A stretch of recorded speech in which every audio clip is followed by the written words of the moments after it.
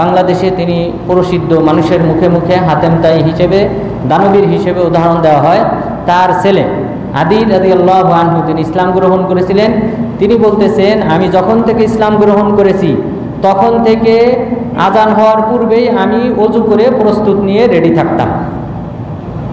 উনি ইসলাম গ্রহণ করেছেন 9ম হিজরিতে, আর তিনি মারা গিয়েছেন 68 হিজরিতে, অর্থাৎ প্রায় 69 বছর, 59 বছর। তিনি বলতেছেন 59 বছর পর্যন্ত যখনই আজান হয়েছে তার পূর্বেই আমি ওযু করে সালাত আদায় করার জন্য রেডি থাকতাম। ওনার চেয়ে আরও গুরুত্বপূর্ণ কথা বলেছেন মুহাম্মদ সাঈদ ইবনুল মুসাইয়িব রাহিমাহুল্লাহ। সাঈদ ইবনুল মুসাইয়িব রাহিমাহুল্লাহ তিনি তাবিদের মধ্যে শ্রেষ্ঠ আলেমের একজন। তিনি বলেছেন, মা আযানা মুআযযিনুন মুনযু 30 সানা ইল্লা ওয়া আনা আলা ওযু, যে মুআযযিন 30 বছর পর্যন্ত আমার ওযু করার পূর্বে আজান দিতে পারে নাই। অর্থাৎ তিনি আজান দেওয়ার পূর্বেই 30 বছর পর্যন্ত আমি ওযু আগেই করেছি, আগে করে আমি সালাতের জন্য প্রস্তুত থাকতাম। মুয়াজ্জিনের আজান হওয়ার আগেই আমি সেই ওয়াক্তের সালাত আদায় করার জন্য ওযু করে আমি প্রস্তুত থাকতাম। এরপর তিনি আরও বলেছেন, ওয়া মা ফাতাতনি সালাতুল জামাআ মুনযু 40 সানা, যে আমার জামাতে সালাত আদায় করাটা দীর্ঘ 40 বছর পর্যন্ত কখনো ছোটে নাই। আমি 40 বছর পর্যন্ত কন্টিনিউ জামাতে সালাত আদায় করি, এক ওয়াক্ত আমার মিস হয় নাই। সুবহানাল্লাহ। এরকম ছিলেন সালাফগণ। তো সুতরাং আমাদেরকেও অনুরূপ সালাতের প্রতি যত্নবান হতে হবে, প্রস্তুত থাকতে হবে, সালাত তাড়াতাড়ি আদায় করার প্রতি আমাদের আগ্রহ থাকতে হবে। এবং আমাদের নবী তো তিনি দৃষ্টান্ত স্থাপন করেছেন। তিনি আজান হওয়ার পূর্বেই তিনি এতটাই উদ্গ্রীব হয়ে থাকতেন যে কখন আজান হবে তিনি মাঝে মধ্যে বিলাল রাদিয়াল্লাহু আনহুকে বলতেন, আরিহনা ইয়া বিলাল, হে বিলাল, আজান দেওয়ার মাধ্যমে তুমি আমাকে প্রশান্তি দান করো। অর্থাৎ আমি অস্থির হয়ে রয়েছি সালাত আদায় করার জন্য, কখন ওয়াক্ত হবে, তুমি তাড়াতাড়ি আজান দিয়ে আমাকে এই অস্থিরতা থেকে মুক্তি দান করো। তাহলে এইভাবে রাসূল সাল্লাল্লাহু আলাইহি ওয়াসাল্লাম তিনি সালাতের প্রতি আগ্রহী থাকতেন। সাহাবাগণ তারা সালাতের জন্য আগে থেকেই প্রস্তুতি নিয়ে থাকতেন। তাবেঈগণ তারাও অনুরূপভাবে প্রস্তুতি নিয়ে থাকতেন। জামাতে সালাত 40 বছর পর্যন্ত ছোটে নাই। এটাই ছিল সালাতের বৈশিষ্ট্য, অভ্যাস। কেন? কারণ এর পিছনে অনেক কারণ রয়েছে, অনেকগুলি ফজিলত অর্জন করা যায় যদি কেউ তাড়াতাড়ি সালাতে আসে।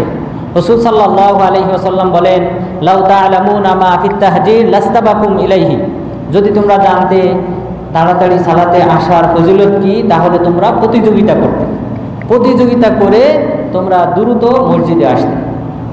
এরপর রাসূল সাল্লাল্লাহু আলাইহি ওয়াসাল্লাম আরও বলেছেন, লাউ ইয়ালামুন নাসু মা ফিন নিদাই ওয়াস সাফিল আউয়াল সুম্মা লাম ইয়াজিদু ইল্লা আইয়াস্তাহিমু লাস্তাহামু, যদি মানুষ জানতো প্রথম কাতারে সালাত আদায় করার কি ফজিলত এবং আজান দিলে কি পরিমাণ ফজিলত রয়েছে, তাহলে তারা লটারি করার প্রয়োজন হলে তারা লটারি করে সামনের কাতারে স্থান দখল করত। তাহলে এত বিশাল পরিমাণ সওয়াব রয়ে গেছে যে যদি কেউ তাড়াতাড়ি আসে তথা প্রথম কাতারে যদি সালাত আদায় করে তাদের ক্ষেত্রে। এছাড়াও রাসূল সাল্লাল্লাহু আলাইহি ওয়াসাল্লাম বলেছেন, ইন্নাল্লাহা ওয়া মালাইকাতাহু ইউসাল্লুনা আলা সুফুফিল আউয়াল, যারা সামনের কাতারে সালাত আদায় করে তাদের উপর আল্লাহ তাআলা রহমত বর্ষণ করেন আর ফেরেশতাগণ তাদের জন্য দোয়া করেন। সুতরাং এই সামনের কাতারে সালাত আদায় করা সম্ভব হবে যদি আমরা তাড়াতাড়ি সালাতে আসি। এরপর তাড়াতাড়ি যদি আমরা সালাতে আসি তাহলে বিরাট একটা যে ফজিলত রয়েছে সেটা হলো আমাদের দোয়া কবুল হবে। রাসূল সাল্লাল্লাহু আলাইহি ওয়াসাল্লাম বলেছেন, আদ-দুআউ বাইনাল আযানি ওয়াল ইকামা লা ইউরাদ, আজান এবং ইকামতের মাঝে দোয়া করলে সেই দোয়া ফিরিয়ে দেওয়া হয় না, সেই দোয়া কবুল করা হয়। যদি কেউ তাড়াতাড়ি আসে তাহলে এই সময়টাতে দোয়া করার সুযোগ পাবে। 2 রাকাত সালাত আদায় করে, সুন্নত আদায় করে মসজিদে বসার সুযোগ পাবে, এরপর দোয়া করার সুযোগ পাবে। কিন্তু যারা ইকামত হয়ে যাওয়ার পর সালাতে 1 রাকাত 2 রাকাত চলে যাওয়ার পরে আসবে তারা কিন্তু এই সওয়াব থেকে বঞ্চিত হবে। এরপর রাসূল সাল্লাল্লাহু আলাইহি ওয়াসাল্লাম আরও এই তাড়াতাড়ি সালাত আদায় করার ক্ষেত্রে যে সকল ফজিলতের কথা বলেছেন তার মধ্যে অন্যতম হলো জাহান্নাম এবং নিফাকি থেকে মুক্তি দান করা হবে। রাসূল সাল্লাল্লাহু আলাইহি ওয়াসাল্লাম বলেন, মান সাল্লা লিল্লাহি 40 ইয়াওমা ইউদরিকু তাকবীরাতাল উলা কুতিবাত লাহু বারাআতান বারাআতুম মিনান নার ওয়া বারাআতুম মিনান নিফাক। যদি কেউ 40 দিন পর্যন্ত আল্লাহ তাআলার সন্তুষ্টির উদ্দেশ্যে জামাতে সালাত আদায় করে, তাকবীরে তাহরিমা পায়, তাহলে তার জন্যে 2টি মুক্তি লিপিবদ্ধ করা হয়।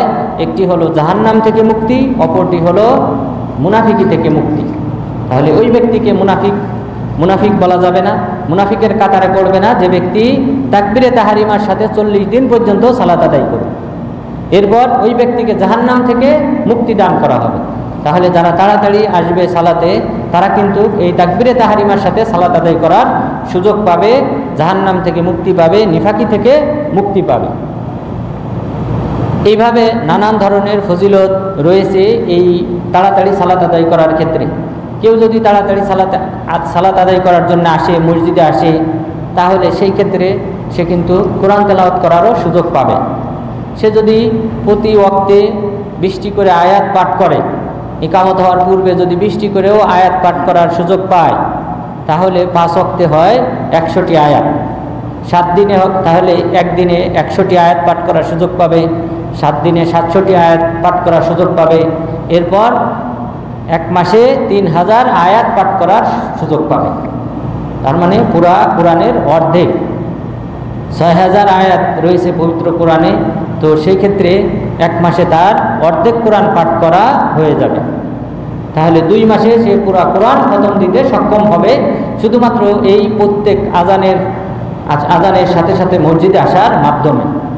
আর এর ফজিলত তো আপনারা সবাই জানেন। রাসূল সাল্লাল্লাহু আলাইহি ওয়াসাল্লাম বলেছেন, মান করাআ হারফাম মিন কিতাবিল্লাহ ফালাহু বিহা হাসানাহ ওয়াল হাসানাতু বিআশরি আমসালিহা লা আকুলু আলিফ লাম মিম হারফ বাল আলিফুন হারফুন ওয়া লামুন হারফুন ওয়া মিমুন হারফ। যে যদি কেউ কোরআনের একটি হরফ পাঠ করে, তাহলে তার আমলনামায় একটি সওয়াব লেখা হবে, যেই সওয়াবটি 10টি সওয়াবের সমান। এরপর আমি বলি না যে আলিফ লাম মিম 3টা মিলে একটা হরফ, বরং আলিফ একটি হরফ, লাম একটি হরফ, মিম একটি হরফ। সুতরাং 30টি সওয়াব দান করা হবে কেউ যদি আলিফ লাম মিম পাঠ করে। তাহলে চিন্তা করেন, যদি কেউ 3000 আয়াত পাঠ করে, তাহলে তার সওয়াবের পরিমাণ কত হবে। এরপরেও আল্লাহ তাআলা শুধু এই 10-এর মধ্যে সীমাবদ্ধ রাখবেন না। এরপরে বান্দাদের আমলনামা আল্লাহ তাআলা 700 গুণ, 700 থেকে আরও বৃদ্ধি করেন। যে সকল ব্যক্তিদের নিয়ত ইখলাস যত বেশি হবে, তার সওয়াবের পরিমাণ তত গাণিতিক হারে না, বরং তার ইখলাস নিয়তের উপর বৃদ্ধি করবে। এই কারণেই তো আবু বকর রাদিয়াল্লাহু আনহু অন্যান্য সাহাবাদের চেয়ে ভিন্ন ছিলেন, তার আমলনামা এত বেশি। কিন্তু তিনি তো স্বাভাবিক 5 ওয়াক্ত সালাতি আদায় করতেন, কোরআন তেলাওয়াত করতেন, অন্যান্যদের মতো জিকির করতেন, কিন্তু ইখলাসের কারণে, একনিষ্ঠতার কারণে, বিনয়িতার কারণে তিনি অন্যদের চেয়ে এগিয়ে গিয়েছেন। সুতরাং আল্লাহ তাআলা যেন আমাদের সবাইকে 5 ওয়াক্ত সালাত জামাতে তাড়াতাড়ি আদায় করার মাধ্যমে এই সকল ফজিলত অর্জন করার তৌফিক দান করেন। আমিন। ওয়া সাল্লাল্লাহু আলা নবিয়িনা মুহাম্মদ ওয়া আলা আলিহি ওয়া সাহবিহি আজমাইন।